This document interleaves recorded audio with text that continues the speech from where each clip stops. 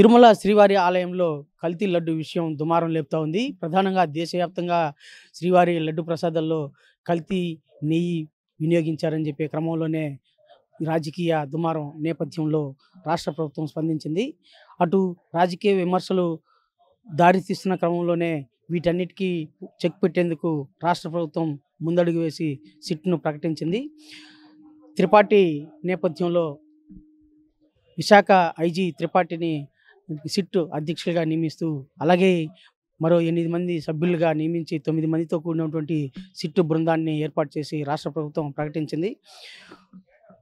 విశాఖకు చెందినటువంటి ఐజీ త్రిపాఠి, అలాగే డిఐజీ గోపీనాథ్ జట్టే, అలాగే చిత్తూరు ఎస్పీ హర్షవర్ధన్ రాజు, అలాగే తిరుపతి ఏఎస్పీ వెంకట్రావు, మరో 2 డిఎస్పీలు, 3 సిఐలతో మొత్తం 9 మంది సభ్యులతో సిట్ని ఏర్పాటు చేసింది.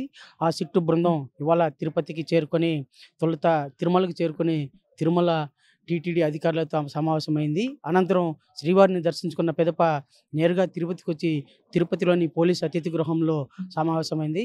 ప్రధానంగా రేపటి నుంచి విచారణ చేపట్టే క్రమంలో ఏ స్థాయిలో విచారణ జరపాలి, ఎవరెవరికి నోటీసులు అందజేయాలి, ప్రధానంగా నెయ్యి కల్తీ విషయం మీద ఎలాంటి చర్యలు చేపట్టాలి, ప్రధానంగా విచారణ క్రమంలో ఏఆర్ డైరీకి ఫిర్యాదు మేరకు టీటీడీ ఫిర్యాదు మేరకు ఆ రిపోర్ట్ని తీసుకొని ఏ సమాచారం మేరకు కేసు నమోదు చేశారు, ఆ పూర్వాపరాలన్నీ తెలుసుకొని తదనుగుణంగా విచారణ చేపట్టాలని చెప్పి త్రిపాఠి ఇవాళ దిశానిర్దేశం చేస్తున్నారు. ఈ క్రమంలోనే పోలీసు యంత్రాంగం సిట్టు బృందానికి 3 బృందాలుగా ఏర్పాటు చేసి ఈ విచారణ వేగవంతం చేయాలని చెప్పి త్రిపాఠి నిర్ణయించినట్టుగా తెలిసింది. వచ్చే నెల 4వ తేదీలోపు ఈ విచారణ ప్రక్రియ ఒక దిశకు పూర్తి కావాలి, తుది దశకు చేరుకోవాలని చెప్పి త్రిపాఠి నిర్ణయించినట్టుగా పోలీసుల విశ్వసనీయ సమాచారం ద్వారా తెలిసింది. అదే కాకుండా ప్రధానంగా అంటే టీటీడీ మార్కెటింగ్ విభాగంలో నెయ్యి ఎలాంటి ప్రాదేశిక సూత్రాలను పాటిస్తూ టెండర్ని పిలుస్తారు, టెండర్ల ప్రక్రియలో ఎన్ని సంస్థలు పాల్గొన్నాయి, వాటిలో ఎన్ని టీటీడీ యాక్సెప్ట్ చేసింది, వాటికి అనుగుణంగా ఎంత నెయ్యి రోజు సరఫరా చేస్తున్నారు, అదే కాకుండా ఈ నెయ్యి క్వాలిటీని ఎక్కడెక్కడ చెక్ చేస్తారు, అలాగే తిరుమలలో ఉన్నటువంటి తనిఖీ కేంద్రం ఏ మేరకు టీటీడీకి ఉపయోగపడుతూ ఉంది, అలాగే టీటీడీ ఎన్డీడీబీ స్థాయిలో ఉన్నటువంటి నెయ్యి కేంద్రాన్ని టీటీడీ ఇన్ని రోజులు ఎందుకు ఏర్పాటు చేసుకోలేదు, తదితర అంశాలతో పాటు పూర్తిగా ఈ విచారణలో తేలనుంది.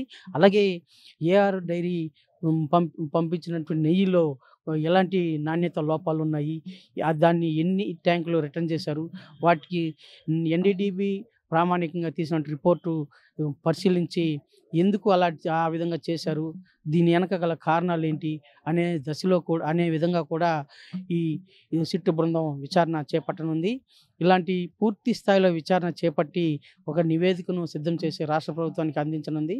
అలాగే ఇదే కాకుండా భవిష్యత్తులో ఇలాంటి ఘటనలు పునరావృతం కాకుండా ఉండాలంటే ఎలాంటి చర్యలు చేపట్టాలి, ఎలాంటి పరీక్షా కేంద్రాలను అంటే నెయ్యి పరీక్షా కేంద్రాలను, ఆహార పదార్థాల పరీక్షా కేంద్రాలను ప్రస్తుతం ఉన్నటువంటి టెక్నాలజీకి అనుగుణంగా ఏ విధంగా ఏర్పాటు చేసుకోవాలి అనేది కూడా ఈ సిట్టు బృందం విచారణ చేసిన దాంట్లో సూచించనున్నట్లుగా కూడా తెలిసింది. ఇలాంటి పూర్తి స్థాయిలో విచారణ చేసి అలాగే నివేదికను అందించేందుకు ఇవాళ సిట్టు విచారణ కమిటీ ఇవాళ ప్రాథమికంగా సమావేశమైంది. ఈ సమావేశం అనంతరం ఇక్కడనే సిట్టు బృందం తిరుపతిలోని పోలీసు అతిథి గృహంలోనే ఉండి ఈ విచారణ పూర్తి స్థాయిలో పూర్తి చేసి నివేదికను సిద్ధం చేయనున్నట్టుగా తెలిసింది. వీడియో జర్నలిస్ట్ సాయితో రవి RTV తిరుపతి.